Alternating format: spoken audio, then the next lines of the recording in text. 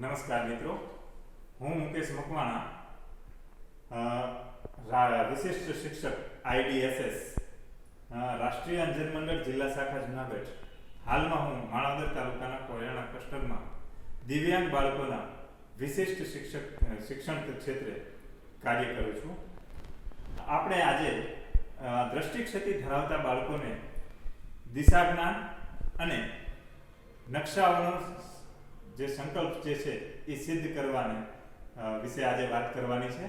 તો આપણે પહેલા જોઈ લઈએ કે દ્રષ્ટિ ક્ષતિ ધરાવતા હોય એવા બાળકોને દિશા જ્ઞાન કેવી રીતે આપી શકાય. તો પહેલા બાળક જે નાની ઉંમરના જે કે પ્રાથમિકના બાળકો જે છે એને એમાંય દ્રષ્ટિ ક્ષતિ ધરાવતા બાળકોને દિશા જ્ઞાન આપવા માટે સૌથી પહેલા આપણે બાહ્ય વાતાવરણમાંથી એને દિશાનું જ્ઞાન કેવી રીતે આપી શકીએ. તો એ માટે આપણે પહેલા બહાર ખુલ્લા મેદાનમાં લઈ જઈ અને સવારના જે સમય હોય એ દરમિયાન આપણે એને સૂર્યની સામે એનો ફેસ આવે, સૂર્યના કિરણો એના ચહેરા ઉપર એના શરીરનો જે સામે આવે એ રીતે એને ઊભો રાખીશું અને ત્યાર પછી આપણે એને દિશાનું જ્ઞાન આપીશું કે ભાઈ આપણે જે ફેસ, આપણો ચહેરો જે દિશા સૂર્ય સામે રહેશે તો એ દિશા જે છે એ પૂર્વ દિશા થાય છે.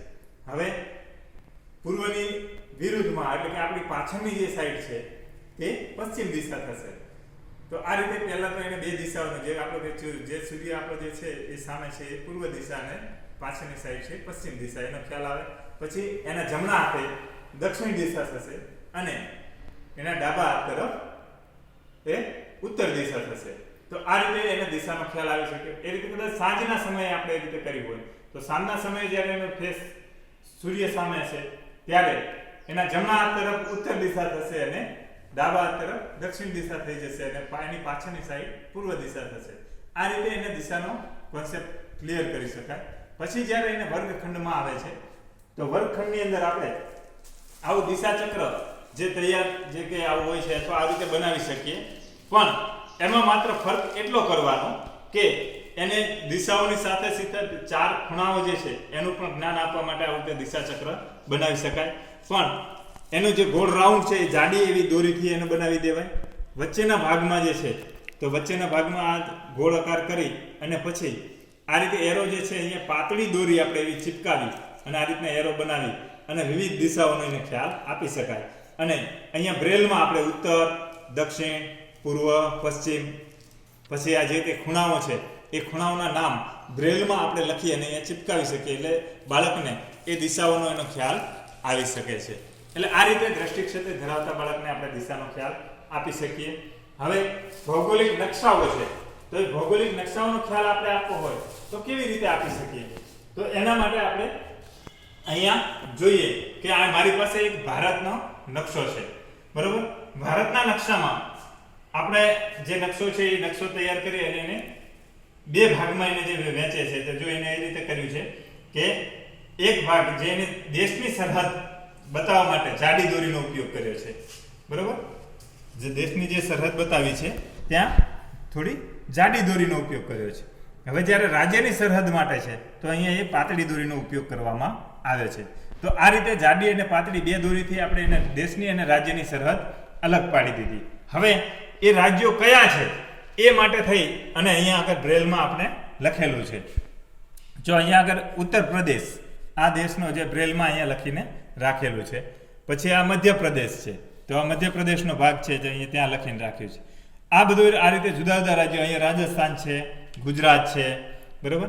તો આ અલગ અલગ રાજ્યોના નામ, મહારાષ્ટ્ર, તો આ બધા રાજ્યોના નામ એ બ્રેલમાં ચિપકાવી શક્યા. પણ હવે જે નાના રાજ્યો છે, પૂર્વના તરફ જઈએ છીએ તો પૂર્વના નાના રાજ્યો છે ત્યાં આગળ આપણે બ્રેલમાં એના લખી શકીને ચિપકાવી શકીએ તેવું પરિસ્થિતિ નથી. તો એ જગ્યાએ શું કરવાનું છે તો તેની માટે જો અહીંયા એક કાર્ય સંકેત સૂચિ વાપરેલી છે.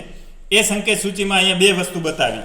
જો અહીંયા જાડી દોરી જે છે એ બતાવે છે કે એ દેશની સરહદ છે અને પાતળી જે દોરી છે એ પાતળી દોરી દ્વારા દર્શાવ્યું છે કે એ રાજ્યની સરહદ છે, બરોબર.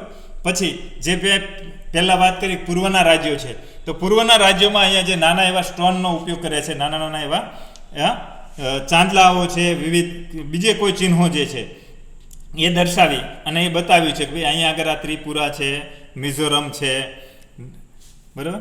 પછી મણિપુર છે, નાગાલેન્ડ છે, તો આવા વિવિધ રાજ્યોની અહીં સંકેત સૂચિ અહીંયા દર્શાવી દીધી. તો એ સ્ટોનનો અહીંયા સ્પર્શ કરી અને દ્રષ્ટિક્ષતિ ધરાવતી વ્યક્તિ જે છે એ ત્યાં પોતાની રીતે સ્પર્શ દ્વારા વાંચન કરી શકશે. અહીંયા છે જે ભાઈ આ કયું રાજ્ય છે તો એ ચાંદલાના સ્પર્શ દ્વારા એને ખ્યાલ આવી જશે કે અહીંયા આગળ આ વસ્તુ એ આવેલી છે, કે આ રાજ્ય અહીંયા આવેલું છે. આ સિવાય આપણે એ પણ કરી શકીએ કે દરેક રાજ્યના જે છે તો એમાં સંકેત તરીકે આવા કોઈ પણ સ્ટોન કે ચાંદલાનો કે એનો ઉપયોગ કરીને ત્યાં આગળ દરેક રાજ્યમાં એનો મુખ્ય જે મથક છે ત્યાં આગળ ચોંટાડી શકાય. અને આવી એક સંકેત સૂચિ આપણે અહીંયા બાજુ ઉપર તૈયાર કરી શકાય. બરોબર, બાજુમાં થોડી જગ્યા રાખી અને એક સંકેત સૂચિ અહીંયા નામ લખીને રાખીએ અને વચ્ચે ખાલી એનું ચિહ્ન જ આપવામાં આવેલું હોય. જેમ કે દેખતામાં જે હોય છે આપણે નકશામાં કે જે ઔદ્યોગિક નકશા બતાવે તો એનું ચિત્ર બતાવેલું હોય છે. કોઈ પાકના નિશાન હોય, કોઈ પાક દર્શાવ્યો, કપાસનું ઉત્પાદન વધારે ધરાવતું હોય, શેરડીના પાક, તો ત્યાં આગળ એવા ચિત્રો નાના નાના દોરેલા હોય છે. નદીનું જે છે તો નદીને ત્યાં આગળ એ રીતનો સંકેત અને એના ચિહ્નો આપેલા હોય છે.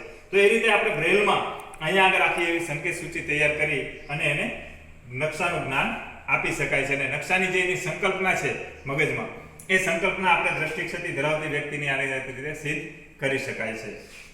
આ રીતે દિશાનું અને નકશાનું જ્ઞાન દ્રષ્ટિક્ષતિ ધરાવતા વ્યક્તિને આપણે ખૂબ સારી રીતે આપી શકીએ છીએ. એટલે એની સંકલ્પના સિદ્ધ થઈ શકે. દ્રષ્ટિક્ષતિ ધરાવતી વ્યક્તિ ન નકશા સમજી શકે એવું શક્ય નથી, પણ એના માટે કંઈક અલગ પ્રકારના નકશા આપણે તૈયાર સ્પેશિયલ અલગ બનાવવા પડતા હોય છે. અથવા એમ્બોસ કરેલી કંઈક બીજી વસ્તુ કે અહીંયા રેતી કે આ તે જે છે એ અલગ અલગ વસ્તુ જે છે એ પણ આપણે ઉપયોગ કરી અને સ્પર્શજન્ય એને નિશાની બનાવી શકીએ છીએ. આવે છે તો રેતીવાળો ભાગ છે તો અહીંયા રાજસ્થાનમાં છે તો આપણે રેતા રણ પ્રદેશ છે એ દર્શાવી શકાય છે કે ભાઈ અહીંયા આગળ રેતી આપણે ચિપકાવીએ તો અહીંયા સંકેતમાં થોડીક રેતી ચિપકાવીને ત્યાં આગળ લખી શકીએ કે આ રાજસ્થાન, તો આપણને એનો અંદાજ આવી જાય છે. તો આવી ઘણી બધી અલગ અલગ રીતે આપણે એને નકશાની જે છે સંકલ્પના, એ નકશાની સંકલ્પના આપણે એને સિદ્ધ કરી શકીએ છીએ. બસ, અસ્તુ, જય હિન્દ.